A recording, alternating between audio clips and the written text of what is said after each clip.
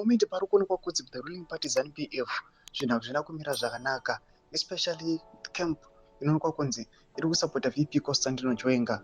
Takaona mamwe mascreenshots akashewa Isaac Makomechi achinyatsobuda pachina chiratidza kuti anyone who is sympathizing na VP Constantino Chiwenga ari kurisipa mathreats. Sarapira mashoko anobuda achitaura panguva ino naMakomechi pamusoro pekusapota VP Constantino Chiwenga vachiti aiwa, we love Vice President Constantino Chiwenga.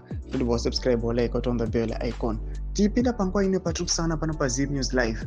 Tirupinda pahendo ya Makomechi anoposta VP Constantino Chiwenga muri kuona ava obudanyira achiti special announcement. Tingaiswa hedu pa target list oro kusanzwisisiwa our agenda or our actions angatorwa nepasi riripo. But the truth is we are not saying we love VP Chiwenga more than the president or other politician. We appreciate him, Mukanya, because he wants Zimbabwe's resources to benefit everyone, pushes for accountability, and respects the constitution. Anyone who respects the constitution is our support.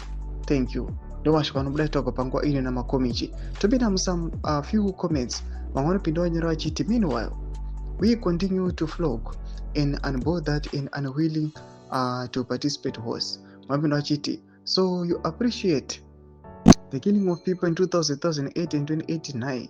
Mapinda vachiti can't wait to see General being our next president.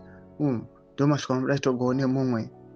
Ndo mashoko ari kuda panguva ino ari kubva kune another faction iri kuonekwa kunzi iri kusapota VP Constantino Chiwenga ichiti aiwa generally move ravainaro kana zvavari kusapota kuti every Zimbabwean abenefite not just zvigananda move ravari kuappreciata vachiti sagaritika Zimbabwe ndo zvatiri kufarira.